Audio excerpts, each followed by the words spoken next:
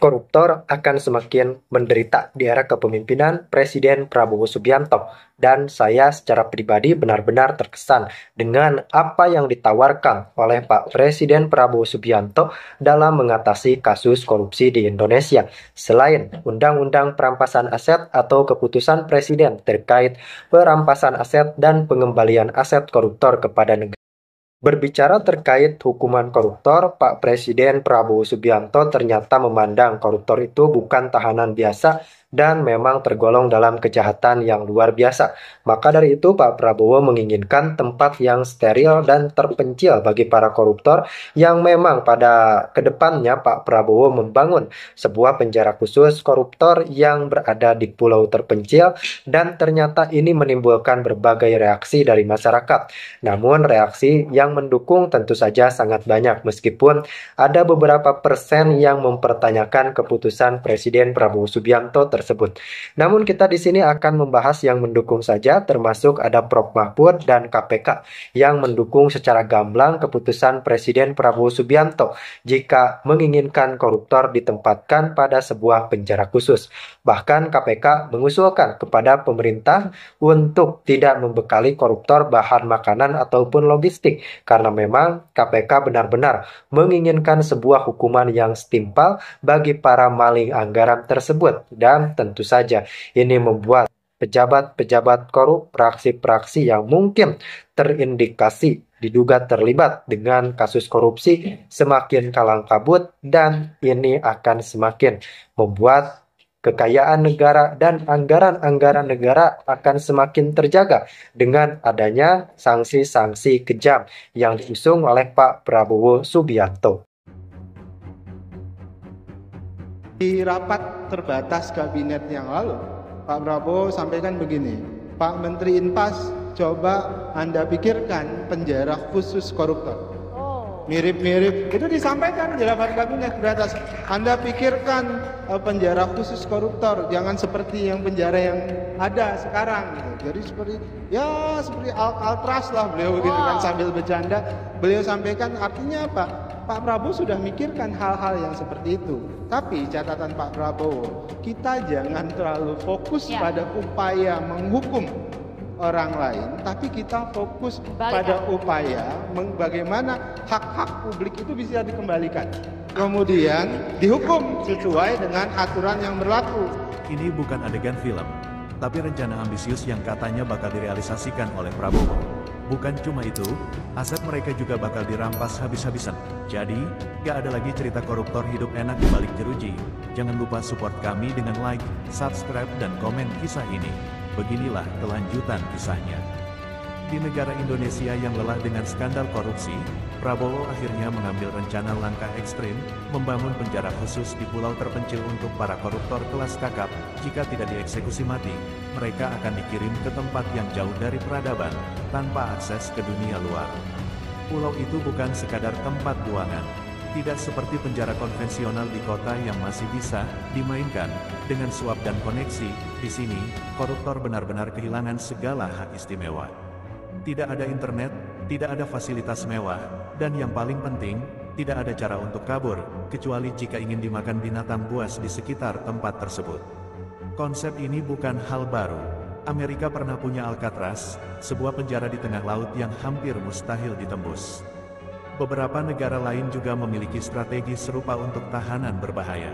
Presiden Prabowo Subianto geram dengan koruptor yang maling uang negara. Prabowo ingin membangun penjara untuk koruptor di pulau terpencil agar tak bisa kabur. Rencana Presiden Prabowo itu disampaikan saat meluncurkan tunjangan guru ASN daerah di kantor Kemendikdasmen di Jakarta pada hari Kamis lalu.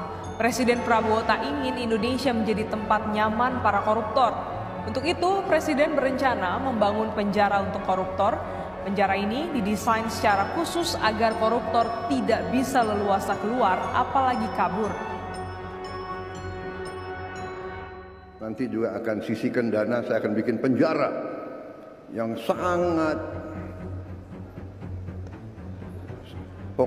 kokoh di suatu tempat yang terpencil, mereka nggak bisa keluar malam hari. Kita akan cari pulau Kalau mereka mau keluar, biar ketemu sama hiu.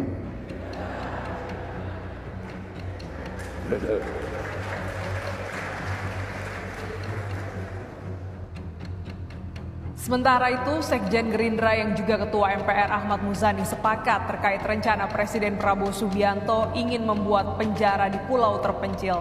Ahmad Muzani menyebut setiap kesalahan harus mendapat hukuman yang setimpal. Mau bikin penjara untuk koruptor di pulau terpencil. Ya, setiap kesalahan harus mendapatkan hukuman setimpal.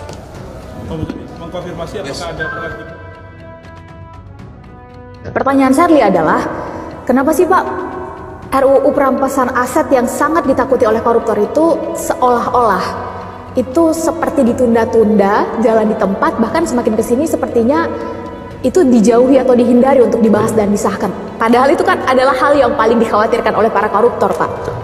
Itu kenapa, Pak? Saya banyak berdiskusi soal ini. Ini kan kalau kita bicara soal kenapa, berarti kita bicara soal politiknya. Boleh dikonfirmasi sama Pak Mahfud. Saya pernah diskusi berdua sama Prof. Mahfud terkait dengan Undang-Undang Perampasan Aset. Kapan waktunya yang tepat untuk diajukan? Dan di luar perampasan aset itu, undang-undang apa lagi yang harus kita lakukan?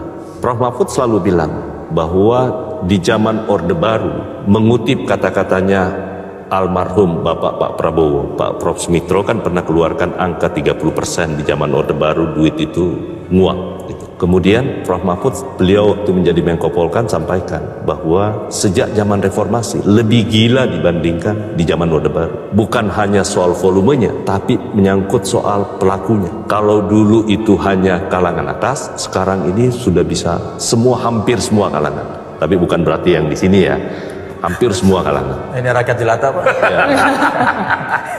Nah, karena itu perlu strategi untuk kita lakukan. Yang pertama, orang selalu lupa betapa pentingnya dalam sistem demokrasi yang namanya partai politik. Yang selama ini partai politik itu hanya menjadi ajang caci maki, padahal kita nggak pernah berpikir soal hidupnya supaya bisa melakukan rekrutmen. Sehingga pada saat itu saya diskusi sama Prof. Mahfud berdua. Prof, siapa yang nggak mau perampasan aset? Bagus kok. Saya ini bukan orang yang bersih. Dan saya katakan bukan hanya di sini. Di depan KPK pun pada saat saya masih jadi anggota Komisi 3, saya bilang bukan orang bersih. Mungkin belum siap. Mungkin belum siap. Tapi apakah saya ingin membersihkan itu? Dan semua orang-orang yang menjabat ingin membersihkan. Pasti nuraninya nggak bisa bohong. Pasti mau. Itu kita satu step pasti sama. Yang kedua, partai politik kalau nggak dipikirkan, karena kan kita harus berpikir pembatasan tindak pidana korupsi itu kita harus atasi dulu. Di pucuknya mana sih sebenarnya benangnya yang paling putus dan harus kita sambung. Partai politik satu, dia tugasnya sangat mulia. Dia menciptakan pemimpin, tapi untuk menciptakan pemimpin dia butuh kaderisasi. Kaderisasi dia butuh pembiayaan. Sekarang pertanyaan saya, negara bertanggung jawab nggak terhadap pembiayaan partai politik? Partai politik manapun. Akhirnya partai politik mencari jalan yang pragmatis, mencari funding di luar negara, yang tentu pada akhirnya bisa menimbulkan kesepakatan. Karena itu dulu saya mengusulkan, di zaman Pak Abraham Samad menjadi Ketua KPK, di hadapan rapat kerja dengan Komisi 3, karena waktu itu KPK begitu luar biasanya dipercaya. Saya sampaikan, Pak, tolong buat kajian. Kalau masyarakat, kami yang buat kajian DPR, ataupun orang-orang di pemerintahan yang buat kajian, berapa sih yang layak negara bisa berikan kepada partai politik? Yang wajar, tetapi itu cukup. Jangan sampai memberi sesuatu yang nggak cukup, ya nggak ada gunanya. Nah karena itu, KPK akhirnya melakukan studi, mengeluarkanlah angka 10.000. Saya bertanya, 10.000 per satu suara. Kalau kayak seperti satu partai mendapat 10 juta, hanya mendapatkan 10.000 berarti kurang lebih 100 miliar. 100 miliar mau mencetak kaderisasi di seluruh Indonesia, nggak akan mungkin pernah cukup. Sehingga dulu saya mengusulkan, Pak, boleh nggak kita mengusulkan dari total APBN kita antara setengah sampai 1%. Kalau di politik ini sudah bisa kita bersihkan. Partai politik hitungan saya kalau itu bisa terjadi bisa mendapat angka 1 triliun. Apakah besar? Enggak besar. Dibandingkan dengan yang disampaikan tadi 30 plus yang lebih besar kan? Masa kita nggak mau pilih yang 1%? Kita sudah ketahui tadi dari penjelasan Bapak memang sistemnya juga masih belum bersih ya, belum mendukung partai politik sehingga dampaknya multiplier effect begitu ya. Atau jangan-jangan memang sengaja dibiarkan begitu karena ternyata dirasakan untuk mencari uang dari di luar negara ternyata bisa lebih bebas dan lebih banyak sehingga akhirnya tidak diubah-ubah itu Pak, tidak segera dibersihkan sistemnya. Makanya saya katakan jangan buru-buru karena ini bukan persoalan yang sederhana yang seperti yang kita bayangkan. Pada Prof Mahfud dulu saya sampaikan, Prof tolong kita ajukan undang-undang satu paket, tetapi satu undang-undang perampasan aset, kedua pembatasan transaksi uang kartal, yang ketiga undang-undang partai politik. Ini harus satu paket kita ajukan. Kalau tidak diajukan tiga-tiganya, partai politik tidak mendapatkan porsi yang cukup untuk bisa mereka bergerak dan melahirkan kader-kader pemimpin bangsa. Ini nggak akan pernah jadi. Ini nggak akan pernah jadi. Nah karena itu saya selalu bilang kepada teman-teman waktu saya ditanya, kenapa pemerintah belum ajukan?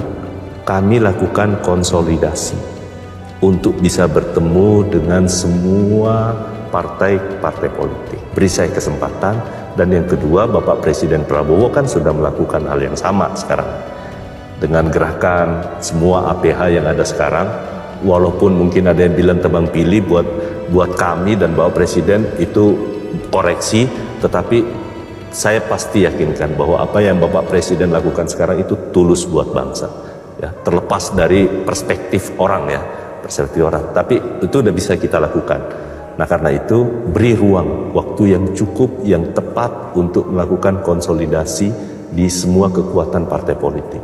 Karena nggak ada gunanya hari ini saya ajukan ke DPR akan mengalami nasib yang sama pada saat diajukan di periode yang lalu. Kan sudah tahu kata kuncinya siapa yang akan menentukan.